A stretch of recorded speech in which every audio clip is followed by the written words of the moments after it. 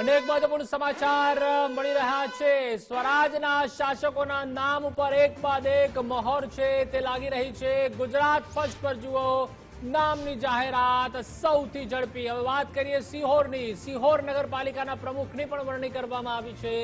સિહોર નગરપાલિકાના પ્રમુખ પદે જાગૃતિબેન રાઠોડની વરણી થઈ છે। સિહોર નગરપાલિકાના ઉપપ્રમુખ પદે હંસાબેન પરમારની વરણી થઈ છે।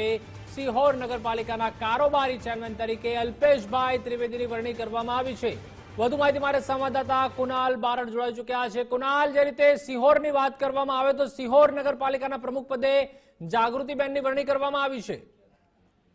બિલકુલ પ્રતિભાલ, જો વાત કરીએ તો ભાવનગર જિલ્લાની આ 3 નગરપાલિકાઓની ચૂંટણીઓ ત્યારબાદના જે પરિણામ બાદ હવે જે નવા પ્રમુખ ઉપપ્રમુખની જે વરણી છે તે થતી જોવા મળી રહી છે। તેમાં સૌથી કહી શકાય કે જે સિહોર નગરપાલિકા છે કે જે અગાઉ પણ જે લેટર કાંડ વિવાદમાં આવી હતી, ત્યારબાદ હવે પ્રમુખ ઉપપ્રમુખના નામો ઉપર મોહર લાગી છે। જેમાં સિહોર નગરપાલિકાના પ્રમુખ તરીકે જે છે તે જાગૃતિબેન રાઠોડના નામ ઉપર મોહર લાગતા ચોક્કસથી અહીંયા કાર્યકર્તાઓમાં ખુશીનો માહોલ છે તે પ્રતિભાવ જોવા મળી રહ્યો છે। બીજી તરફની વાત કરીએ તો ઉપપ્રમુખની પદ માટે હંસાબેન પરમાર જે છે તે તેમના નામ ઉપર અહીંયા આગળ મોહર લાગી છે।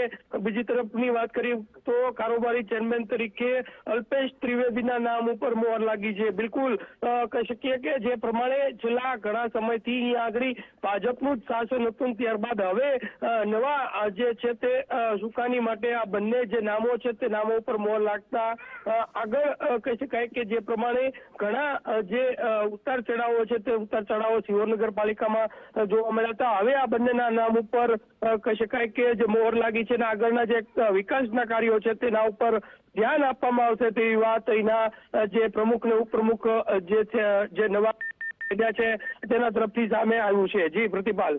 જી આભાર કુણાલ, સમગ્ર માહિતી સાથે જોડાવા બદલ।